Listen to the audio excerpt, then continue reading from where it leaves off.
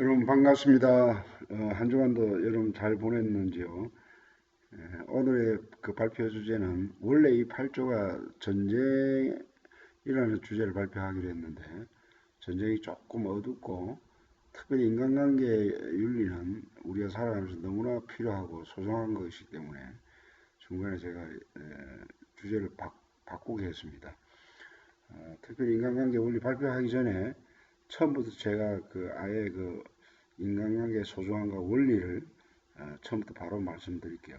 하나님이 인간을 만들 때 처음 흙으로 아담을 만드시고 창세기 2장 7절에 보면 흙으로 사람을 지으시고 그 코에 생기를 불어넣었다 이렇게 말씀하지 않습니까? 그게 바로 아담인데 근데 아담을 만들고 난 다음에 하나님이 처음 하신 말씀이 독처하는 것이 좋지 못하다 이런 말씀을 하셨습니다. 그 다음에 아담을 잠재우게 한 다음에 갈빗길을 통해서 이제 그 하와를 만드는 그 내용이 나오는데 그 하와를 만들어서 아담에게 인도를 하게 되죠. 내 뼈 중에 뼈요 내 살 중에 살이라 이런 표현을 하는데 결국 하나님은 인간을 홀로 있는 존재로 지은 게 아니라 사람과 사람 사이에 사랑할 수 있는 그런 관계 속에 살아갈 수 있도록 지음받은 것이죠. 이걸 신학적으로 인간은 사회적 존재라는 그런 말을 합니다. 우리가 태어나면 부모 자식 간의 관계가 형성이 되고 그다음에 학교를 가면 친구 또 스승 또 사회에 나오면 여러 가지 상사와 또 동료 간의 다양한 인간관계의 어떤 그런 관계 속에 살아가지 않습니까? 그러나 지금 우리 주위를 지금 돌아보면 굉장히 인간관계가 힘듭니다. 왜냐하면 뭐 폭력, 학교 폭력, 이혼, 뭐 여야 간의 갈등, 지역 간의 갈등, 분쟁과 당 짓는 것과 지금 어디를 가도 사람이 모인 곳에는 거의 하나가 되지 못하고 그 속에서 뭔가가 긴장관계와 갈등관계가 있어요. 그게 왜 그러냐면 죄가 들어오고 난 이후부터 이런 인간과 인간 사이에 갈등이 생기는 것이죠. 우리 창세기 또 사장에 보면 아담과 하하가 자식을 낳았는데 가인과 아벨을 낳았는데 그 형인 가인이 아벨을 시기 질투해가지고 돌로 쳐 죽이는 최초의 살인 사건이 일어납니다. 결국 이 살인 예수님은 미워하는 자마다 살인한다 그랬는데 우리 현대인들 속에서도 얼마나 그 내면에 사람들 함부로 비판하고 무시하고 사람들 가운데 어떤 그 갈등이 생기고 시기 질투가 일어나고 미움이 생기는 그런 것들이 얼마나 많은지 모릅니다. 그래서 우리 학교에서 이런 주제를 정확하게 안 가르치죠. 그저 수능 시험 만점 뭐 이쪽으로 향해서 달려가고 있고 좋은 대학 인류대 무조건 좋은 정보 뭐 좋은 지식만 쌓으면 최고인 거로 착각하게 만드는데 여러분 학교에서 무엇보다도 이런 인성 교육이 더 중요해요. 공부 잘하면 좋죠. 그러나 조금 뭐 못하더라도 사람과 사람 사이의 관계를 잘 하는 사람들, 오히려 그런 사람들이 세상을 성공적으로 이끌고 더 원만하고 더 행복한 삶을 사는 경우가 참 많거든요. 그래서 이 인간관계의 모든 이 문제를 해결하는 것은 참으로 여러분 평생 배워야 될 굉장히 중요한 주제입니다. 저도 뭐 나이가 들었지만 아직까지도 원만한 인간관계를 위해서 기술적으로 배워야 될 그런 입장이 있습니다. 일단은 학생의 발표를 듣고 또 강의를 하도록 하겠습니다.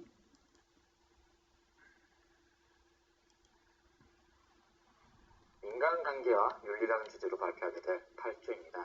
우리는 살면서 많은 인간관계 속에 살아가고 있습니다. 이런 인간관계 속에서도 우리는 서로 간 지켜야 할 윤리가 있고 이를 지켜야 합니다. 다음, 어떤 상황에서 어떻게 행동하고 어떻게 행동하지 말아야 윤리적인 삶을 살 수 있을지 알아보도록 하겠습니다. 우리는 여러 환경의 인간관계를 살펴보겠습니다. 연인, 친구, 직장, 학교, 가족, 성경적 인간관계 등에 대해 알아보도록 하겠습니다. 윤리적 문제입니다. 바람, 거짓말, 폭력 등이 있으며 바람은 연인 사이를 유지하기 위해 절대적으로 지켜져야 하는 부분이라 말을 합니다.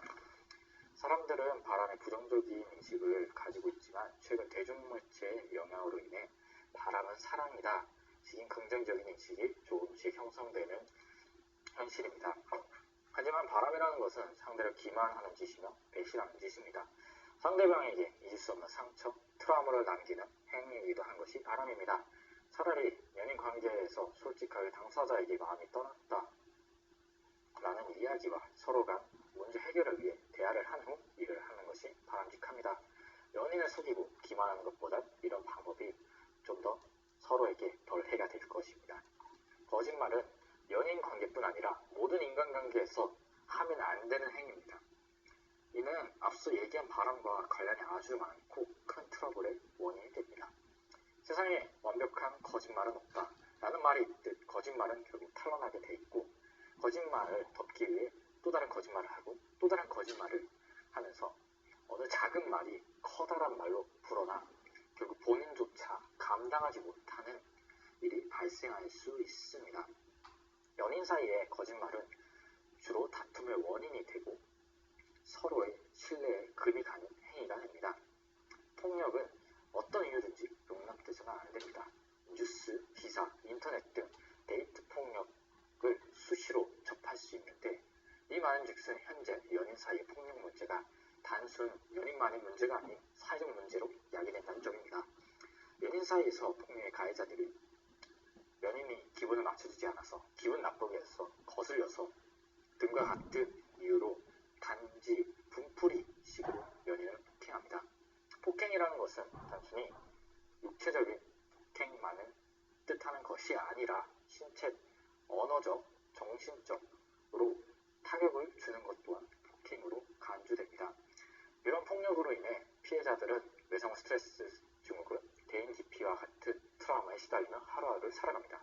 폭력은 사회적으로 어느 관점에서 보았을 때 용납되지 않는 행위입니다. 연인 사이에서 사회적으로 문제가 되는 윤리적 문제, 대표적인 세 가지를 알아보았는데요. 행복하고 건전한 관계를 위해서는 모든 것이 같을 필요는 없지만 연인의 열정과 선호하는 바, 믿음을 존중하는 것이 필수적입니다. 윤리적으로 존중하는 방법에 대해 알아보도록 하겠습니다. 첫째, 연인 관계에서 서로 존중하기 위한 목적 가지기입니다. 명확한 목적을 바탕으로 보여주고 실행하지 않으면 가치가 없습니다. 관계에 풍성한 의미를 부여하기 위해서는 많은 것들이 필요하다는 말입니다. 둘째, 공감, 근원적인 기둥. 기본적으로 공감은 무리 안에서 한 종류가 생존할 수 있게 해주는 역할을 합니다. 서로 진정성 있게 공감을 주고르면 결코 존중한다고 말할 수 없습니다.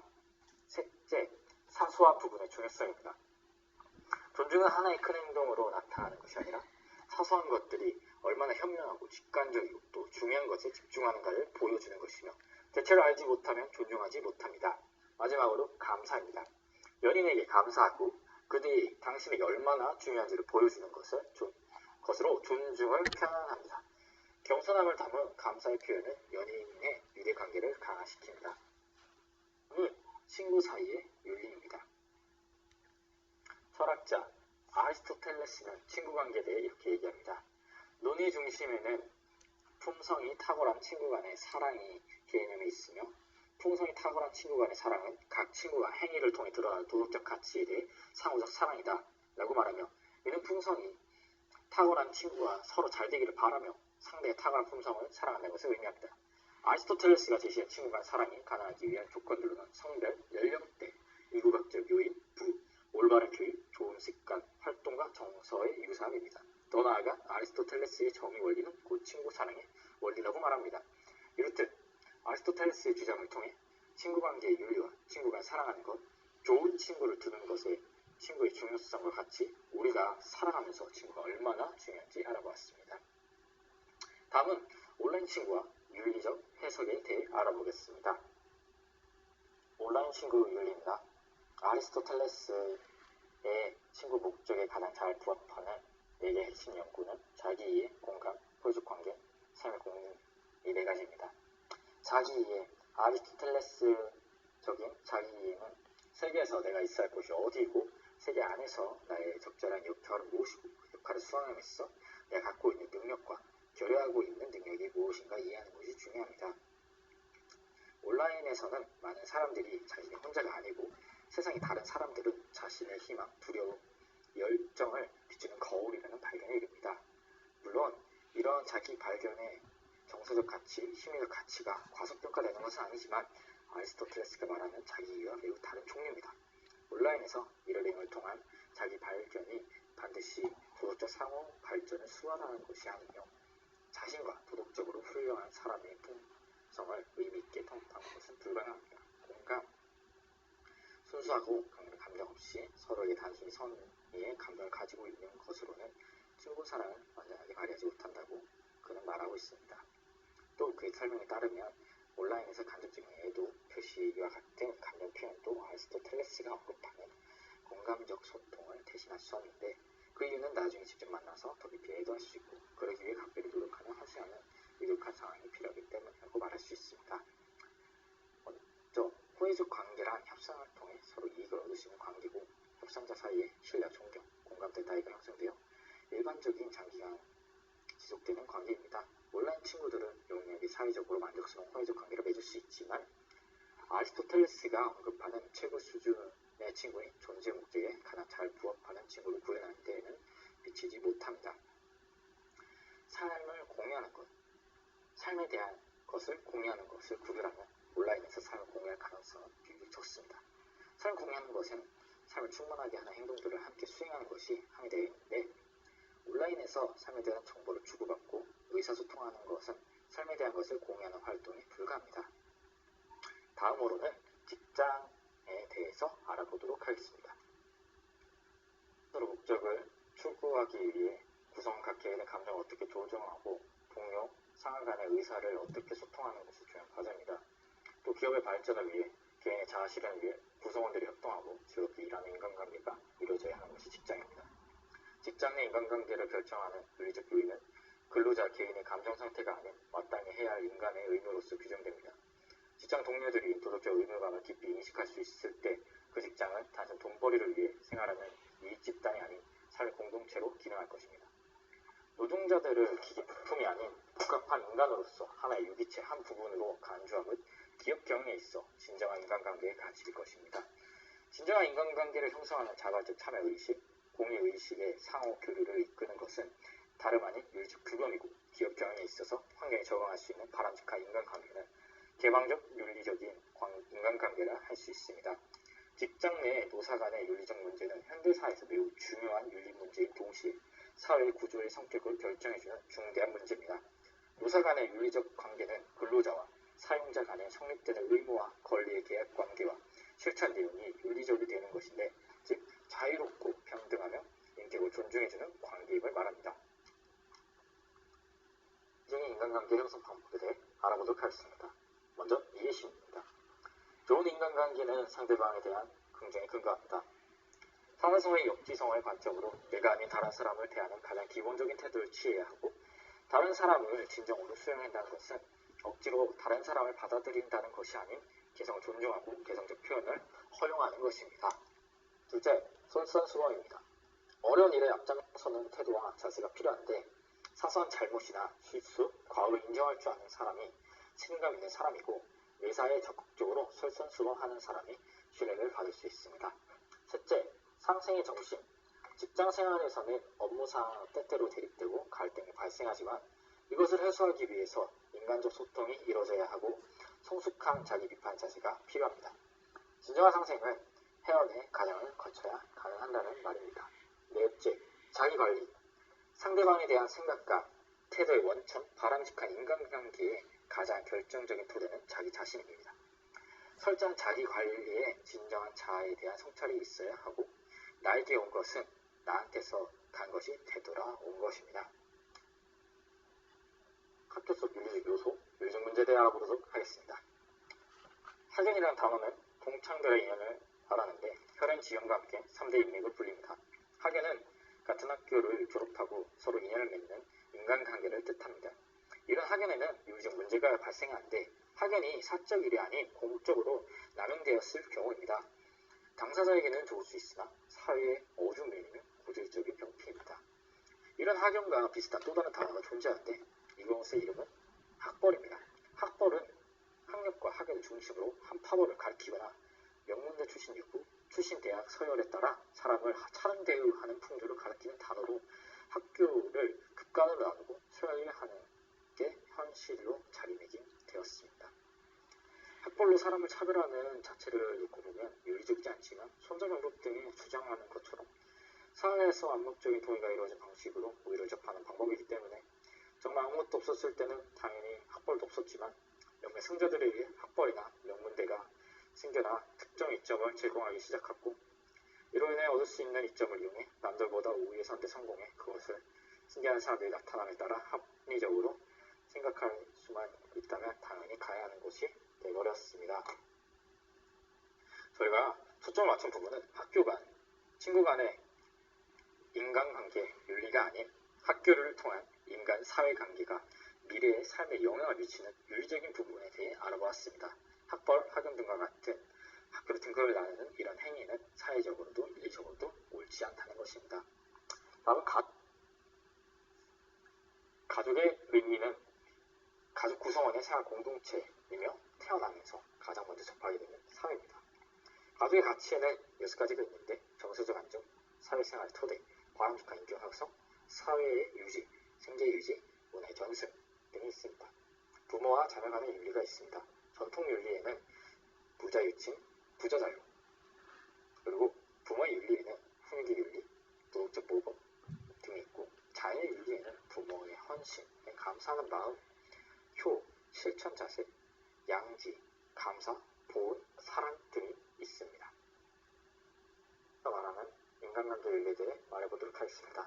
로마서 12장 14절부터 21절 말씀에 따르면 살아계신 하나님을 기대하고 하나님을 하실 수 있음을 볼 수 있습니다. 사람의 신체에는 피가 흐르는 혈관이 있고 땅에는 물이 흐르는 수맥이 있으며 사람의 관계 속에는 인맥이 있습니다. 혈관이 막히면 뇌졸중 등 각종 질병이 나타나 정상적인 삶이 무너집니다. 관계 속에 인맥이 막히면 사회 속에서 삶의 관계가 무너져 고리에 빠지게 되며 정상적인 사회생활이 어려집니다. 인간관계는 가정에서 시작해서 학교에서 친구들과 직장에서 동료들, 교회 교우들 뿐 아니라 사회의 전반적인 영역에서 어느 나라에 가든지 통하는 일입니다. 인생의 성공과 실패에서 차지하는 영역에서 성공적 기업가에 가져야 할 자질 중 하나는 바로 인간관계의 능력이라고 합니다. 인간관계 능력은 자신이며 자원입니다. 사람과의 관계를 어떻게 해결해야 하는지 성경은 우리에게 잘 말씀해 주고 있습니다. 그 내용은 다음과 같습니다. 첫째, 상대방을 축복하십시오.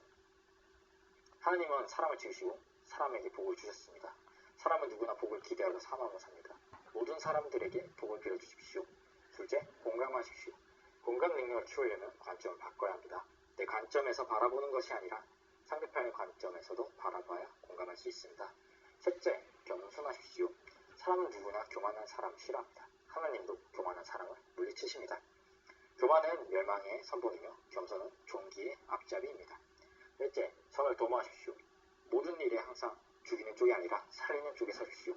살릴 수만 있으면 살리려 하십시오. 하나님도 악인을 죽이는 것도 기뻐하지 아니하십니다. 다섯째, 화목하십시오. 원수를 만들지 마십시오.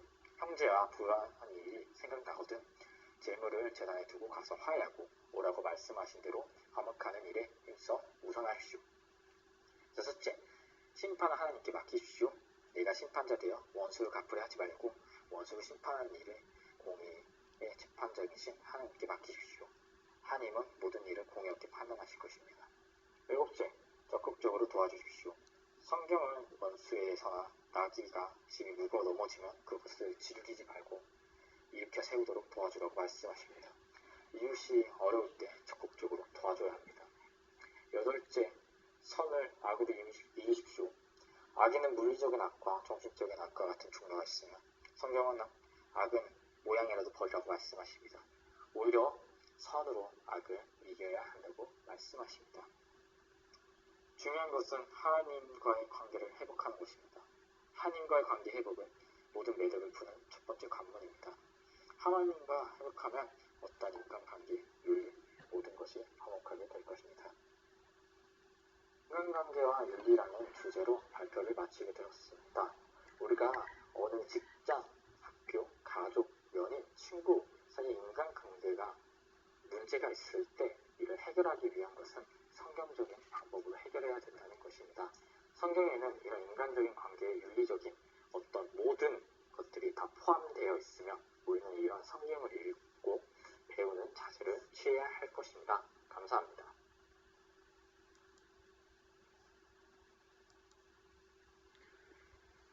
예, 학생 아주 발표 참 잘했습니다. 그 인간이 어떤 사회적인 존재로서 그 연인 관계, 친구 관계, 또 학교의 스승과 친구 관계, 가족과 부모, 형제, 또 여기 기록은 안 돼 있는데 뭐 직장에서의 상사 간의 관계, 동료 간의 관계,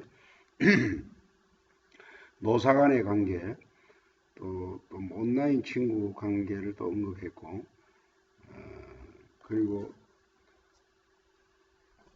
그 직장에서의 어떤 그 관계 해결에 있어서도 뭐 자기 이해라든가 공감, 호혜적 관계, 삶의 공유, 뭐 솔선수범, 상생의 어떤 정신, 자기 관리, 뭐 하여튼 구체적으로 굉장히 다양하게 그 다양한 집단의 어떤 관계의 종류를 이야기하면서 그것도 아주 구체적으로 설명을 참 잘했습니다. 뭐 그 보니까 아주 맨 마지막에 보니까 성경적인 그런 어떤 인간관계의 어떤 그 축복, 저 해결책으로 축복, 공감, 뭐 겸손, 선을 도모하고 또 화목을 도모하고 심판을 하나님께 맡기고 서로 도와주고 선을 악으로 이기라 이런 또 내용 등 상당히 성경적으로도 또 내용을 참 정리를 참 잘 한 것 같아요. 근데 한 가지 조금 아쉽다는 거는 저 강의 내용이 너무 깁니다. 상당히 열심히 하다 보니 그랬는데 지금 벌써 21분이 넘었거든요. 제가 조금 강의를 하고자 했는데 다 못할 것 같아요. 근데 이제 마지막으로 제가 중요한 원리만 하고 마치도록 하겠습니다. 사실 인간관계가 좋을 때는 뭐 서로 뭐 그렇게 애쓸 필요가 없죠. 왜냐면 서로 뭐 좋으니까. 근데 이제 중요한 거는 상대방이 나를 이렇게 무시하거나 악을 행하거나 나에게 상처를 주거나 내가 잘못도 없는데 아주 힘들게 하는 사람들이 있어요. 그때 성경의 원리는 뭐냐면 그 사람과 직접 상대가 싸우지 말고 불평하지도 말고 오히려 그 마음, 억울한 마음, 상처받은 마음을 가지고 하나님을 생각하고 참으라고 성경은 교훈하고 있습니다. 특히 예수 그리스도를 믿고 억울한 일을 당할 때 상처를 입었을 때 오히려 십자가를 지는 마음으로 오히려 상대방을 위해서 기도할 때 하나님은 그걸 좋게 만든다는 거죠. 그것이죠. 실제로 구약의 성경에 보면 요셉의 형들이 시기 질투해가 구덩이에 들어가고 애굽에 팔려서 그 보디발의 아내가 성적 유혹을 하는데 요셉이 그걸 하나님을 두려워해가지고 그걸 뿌리치죠. 근데 그거를 보디발 아내가 누명을 씌워가지고 감옥소 집어였는데 감옥소 안에서 술 맡은 관장이 들어오는 바람에 거기서 꿈을 해석해가지고 결국 그 술 맡은 관장이 밖에 나가가지고 왕이 꿈을 꾸는데 꿈을 해석할 사람을 찾는 가운데 요셉이 기억이 나가지고 그 술 맡은 관장이 애국 왕에게 요셉을 세우죠. 근데 그거로 인해 가지고 결국 애국의 국무총리가 되는 그런 역사를 하는 거죠. 이 내용을 보면 형들의 시기 질투 억울한 내용 이게 있었기 때문에 오히려 나중에 애국의 국무총리가 되는. 그래서 인생이란 게 어떤 한 단면만 가요. 여러분들 결론을 지으면 안 돼요. 내가 억울하고 피해를 얻고 여러 가지 상황이 어려워도 그걸 참고 오히려 선하게 대하면 하나님이 그 마음을 통해서 오히려 사람과 원수관계도 맺지 않게 하시고 문제도 해결하시고 오히려 여러분의 내면의 인격이 훌륭하게 변화되는 그런 축복이 이루어지죠. 뭐 다윗 같은 경우도 사울에게 쫓기는 그런 고난의 시간이 있는데 이것 때문에 이스라엘이 가장 훌륭한 왕이 되었고 참 설명을 자세히 하게 할 내용이 많은데 시간이 너무 많이 가버렸어요. 근데 요거만 하고 마치겠습니다. 결국 성경의 결론이 뭐냐? 인간 사이의 갈등은 배후 사탄의 역사입니다. 창세기 3장에 보면 죄를 범하기 전에 하나님과 인간 사이가 좋았거든요. 근데 사탄이 하는 짓은 하나님과 인간을 갈라놓고 자꾸 하나님을 못 믿게 만들어요. 지금도 제가 둘째 시간에 하는 이 교리는 진리고 너무나 여러분의 인생을 바꾸는 중요한 축복의 그런 진리인데도 이걸 등한히 여기는 학생들이 있거든요. 나중에 인생 다 살고 나서 그 젊었을 때 학교에서 이 내용 왜 내가 교수님의 그 귀한 내용을 안 받아들이는가 땅을 치고 통고하는 그런 일이 아마 있을 것입니다. 제가 예언하건대 젊었을 때 예수 그리스도를 믿으세요. 믿어야 하나님 관계가 발라지고 결국 그 사탄이 하나님과 인간을 갈라놓고 인간과 인간 사이를 탁 갈라놓는데 모든 인간관계 갈등의 배후에 사탄이 역사하는 거죠. 근데 하나님은 화목해 하거든요. 예수 그리스도를 믿고 기도하고 원수까지 용서하고 사랑하는 마음을 품을 때 하나님은 이런 사람을 축복하시고 복이 임하는 것입니다. 여러분 좀 상당히 오늘 저 강의가 길었는데 이 내용이 너무나 중요한 내용이기 때문에 여러분 불평하지 마시고 이걸 받아들이시고 하나님이 원하시는 화목하는 그런 인간관계 도를 실천하시고 하나님으로부터 복을 받는 여러분 되기를 주의 이름으로 축원드립니다. 감사합니다.